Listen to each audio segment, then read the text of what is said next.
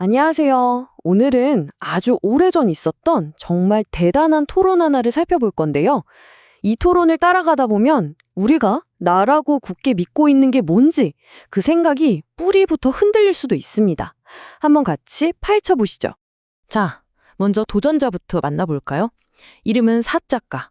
이 사람은요, 자기 머리가 얼마나 비상한지 그 자신감이 정말 하늘을 찔렀어요. 스스로를 나는 토론에서 단 한 번도 져본 적이 없다. 이렇게 믿었던 사람이죠.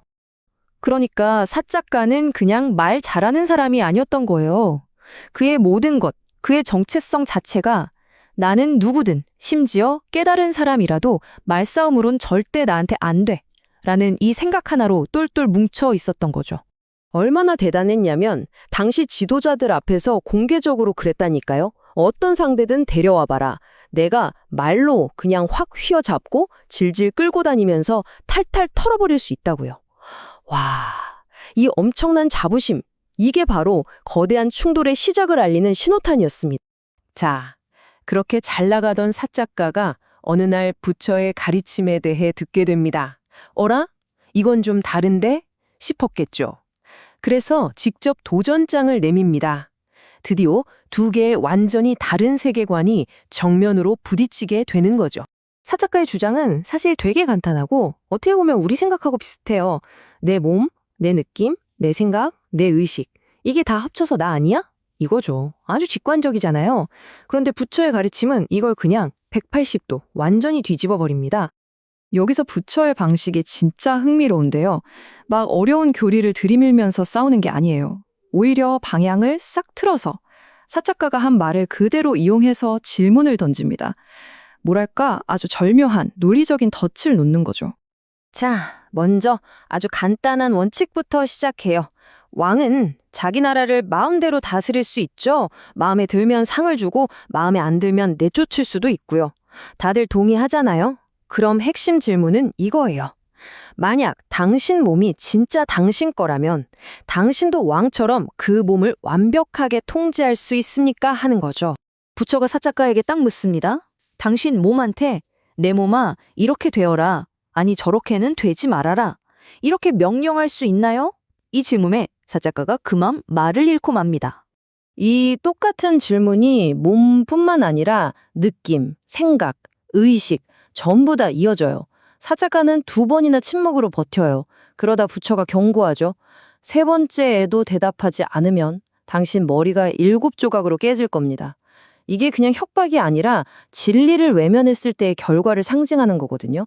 그제서야 사작가가 겨우 입을 엽니다. 사작가의 그 침묵, 그게 바로 그의 논리가 무너지는 첫 신호였던 거죠. 자, 왜 그랬을까요? 이걸 제대로 이해하려면 그가 나라고 주장했던 것들 중에서도 핵심인 의식, 팔려어로는 윈야, 나라고 하는데요. 이 단어를 한번 제대로 뜯어봐야 합니다. 자, 이제부터가 진짜 재밌어집니다. 사트르카는 우리 대부분처럼 의식이야말로 나의 중심, 그 자체라고 생각했어요. 그런데 의식이라고 그냥 번역해버리면 이 단어가 가진 진짜 깊은 뜻을 놓치게 돼요. 이 윈야나를 첫 번째로 가장 흔하게 번역하면 그냥 consciousness, 즉 의식이 됩니다. 이건 뭐랄까 그냥 주변을 인지하는 상태? 스위치가 켜져 있는 전구처럼 내가 가지고 있는 어떤 정적인 것 같은 느낌이죠. 하지만 2번째로 이 단어의 뿌리까지 파고 들어가 보면 완전히 다른 그림이 그려져요. 윈야나는 우리가 소유한 사물이 아니라 끊임없이 일어나는 작용에 가깝습니다. 들어오는 정보들을 계속해서 분리하고 이건 뭐다 저건 뭐다 이름 붙이고 구별해내는 아주 역동적인 과정 그 자체라는 거죠. 네, 바로 이겁니다. 민야나는 비와 야라는 두 구분으로 나뉘어요. 비는 분리해서, 야는 안다는 뜻이거든요. 그러니까 분별해서 아는 작용인 거죠. 자, 생각해 보세요. 세상에 끊임없이 반응하면서 뭔가를 계속 구별해내는 이 과정 자체를 우리가 어떻게 완벽하게 통제할 수 있겠어요? 이렇게 분별해라, 저렇게는 하지 마라. 이게 되냐는 거죠. 이건 내가 꽉 쥘 수 있는 단단한 나가 아니라는 결론이 나옵니다. 결국 사작가가 자기 몸이나 마음에 대한 완전한 통제권이 없다는 걸 인정하는 순간 그가 쌓아 올렸던 모든 주장이 그냥 와르르 무너져 내리고 맙니다. 부처는 여기서 멈추지 않고 누구도 빠져나갈 수 없는 논리로 그를 이끌어요. 자, 당신 몸이나 마음은 영원한가요? 아니면 변하나요? 변합니다. 그렇게 변하는 건 즐거움인가요? 스트레스인가요? 스트레스입니다. 그렇다면 그렇게 변하고 스트레스를 주는 걸 두고 이게 바로 나다, 이게 나의 것이다 라고 여기는 게 과연 옳을까요? 아닙니다. 바로 이거죠. 통제할 수도 없는 걸 나라고 붙잡고 있는 건 그게 바로 괴로움의 본질이라는 걸 보여준 거예요. 결국 그 위대한 논객은 완전히 무너졌습니다. 근데 이건 힘으로 찍어 누른 게 아니에요. 자기가 평생 단 한 번도 의심해 본 적 없었던 그 믿음, 그 무게에 스스로 짓눌린 거죠. 어떤 상대도 내 앞에서 땀 흘리게 만들 수 있다고 장담했던 그 남자가 이제는 자기 이마에서 흐르는 땀을 주체하지 못하고 있었습니다. 그런데 정말 멋진 건 이 패배가 그냥 굴욕으로 끝나지 않았다는 점이에요. 오히려 이게 사작가에겐 새로운 시작, 일종의 돌파구가 된 거죠.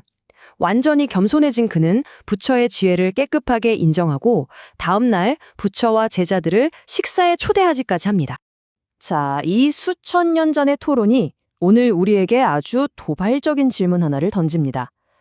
여러분은 지금 여러분의 삶에서 어떤 부분을 이게 바로 나야 라고 부르고 있나요? 그런데 혹시 그 부분에 대해 진짜 아무런 통제권도 갖고 있지 않은 건 아닐까요?